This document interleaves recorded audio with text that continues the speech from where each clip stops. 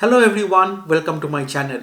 As an Indian doctor living in the UK, I have embarked on a fascinating journey, one that bridges continents and cultures. Today, I'm excited to share my personal experience of applying for British citizenship by naturalization route after getting ILR or indefinite leave to remain. If you are wondering what is the meaning of the term naturalization, it is a process through which an adult non citizen becomes a British citizen. I made a separate video about the process of citizenship for a child born in the UK to non UK parents. Please do check it out as the process is slightly different. In this video, I will be discussing about the naturalization application for an adult and my own personal experience about the process.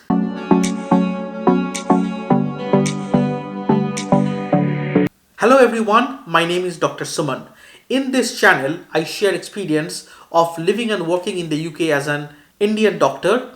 If this is of interest to you, then please hit the like button and subscribe to my channel. It really means a lot to me. Naturalization is the legal pathway for acquiring British citizenship.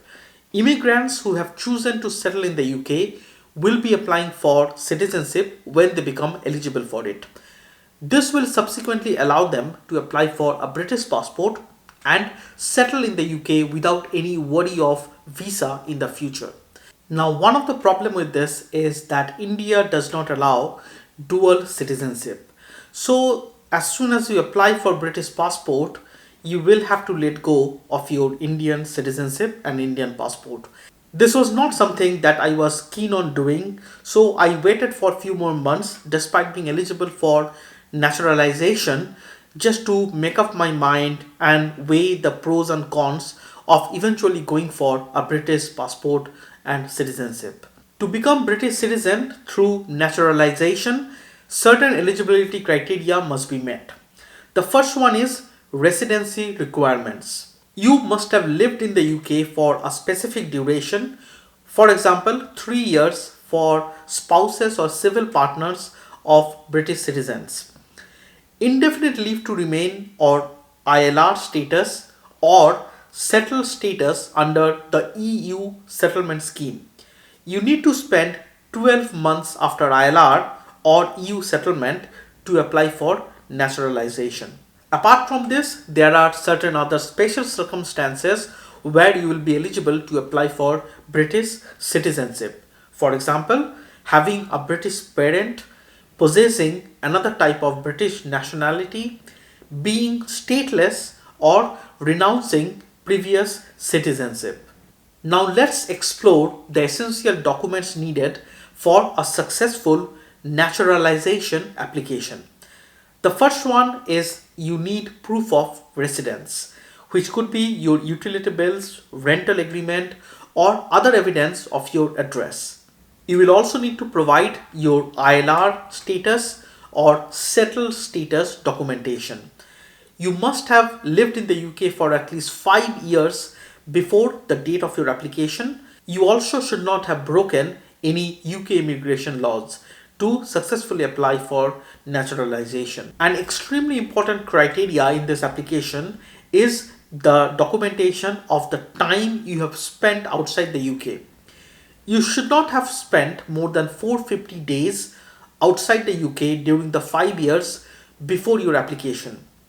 And you also should not have spent more than 90 days outside the UK in the last 12 months. Apart from that, you must not have broken any UK immigration laws, for example, living illegally in the UK. Next, you need to provide the details of your identity documents, which is your passport and your BRP. After this, you need to add the details of your English language test and life in the UK test. You must have already used this same details for your ILR application, and you can use the same details in this application as well. For English language, I used the Trinity College London English test. My wife used the IELTS exam that she previously passed, and she applied those details in her ILR application as well. For life in the UK test, you need to provide the reference number of your result, which was provided in the email when you received the result of the test. After this, you need to provide two referee declaration forms. The first one could be of any nationality but will be a professional like an accountant, solicitor, civil servant, etc. There is a long list of professions eligible for this, which you can find on the government website. The second referee must be a British citizen and may or may not be a professional. I used one of my doctor friends' detail for the professional reference and one of my neighbor who has a British passport as the second referee. Once you have all the necessary documents, the next step is online application. You can apply online via the official gov.uk website, and I have provided the link to the website in the description box below for you to check it out. It's a simple, straightforward form asking for all the necessary details that will support your application. You have to provide all the accurate information in the form. You will also have to provide your travel history for 5 years, similar to the ILR application, your parent and grandparent details, address details, and pay the application fee. When I applied in December 2023, the application fees was £1,580, but now it has increased to £1,630 per person. After completing the online form and paying the fees, then you will need to book an appointment to provide biometric data, that is your fingerprint and your photo. I didn't get a free appointment for biometrics at a date and time as per my convenience, so unfortunately I had to pay another £139 per person to book a slot to provide my biometrics. Once you have submitted your biometrics, the next step is a long waiting game. You have to wait for an email from Home Office Atlas which will confirm that your application has been successful. In my case, it took almost 3.5 months to receive that final confirmation email. The email from the Home Office will advise you to contact your local council and book a citizenship ceremony. Most council will organize the citizenship ceremony and there will be a lot of people attending the event and you will be given your certificate in that ceremony. However, in my case, we had some travel booked, so we needed to get the citizenship certificate quite quickly.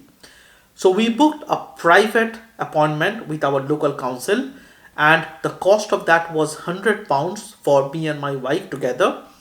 And we attended that ceremony and we got the certificate quite soon. During this ceremony, we had to pledge allegiance to the UK and its values, and we had to read out from an oath or an affirmation. Then we received the naturalization certificate, and with that certificate details, we were eligible to apply for British passport. Once you have obtained the naturalization certificate, it's quite straightforward process to apply for a British passport. You will need a passport photograph which you can click in any of the supermarket photo booths, and you can use the same details for online application, and you will need to fill up the online form, pay the necessary fees. The fees for the British passport is £88.50 and you pay another £5 on top so that your Indian passport and your naturalization certificate is sent to you in a secure post. This is optional. You don't have to pay this £5 if you don't wish to. For the passport application, you need another referee to confirm your identity, but this process is much simpler and can be done online. The passport usually takes 2 to 3 weeks. I am still waiting to get my own passport and the process is still ongoing. As an Indian, the main advantage of a UK citizenship and passport is visa-free travel to many countries, particularly Europe, which is relevant for us as a family. The second benefit is you can remain outside the UK for as many years as you want and then return back to UK without worrying about another visa. ILR, as you may know, now has a 2-year maximum limit to stay outside of the country. Being Indian citizens, we can vote in UK elections even as visa holders. We can access NHS services even without the UK passport, being a legal resident in this country. It was never an easy decision to let go of your Indian passport. It took us a while to finally decide on applying for British citizenship. Me and my wife both have worked in this country for so many years now. We own a property. We have contributed for NHS pension for so many years. So even if we go to some other country in the future, we might still need to come back to UK or have some connections in the UK. Of course, we have our family members in India, our roots are in India, so I will be applying for OCI card soon. It will allow us all the benefits of Indian citizenship, except we can't own or buy agricultural land and we can't participate in Indian elections. Remember, the process of naturalization application for a child born in UK depends on their parents' circumstances and visa status.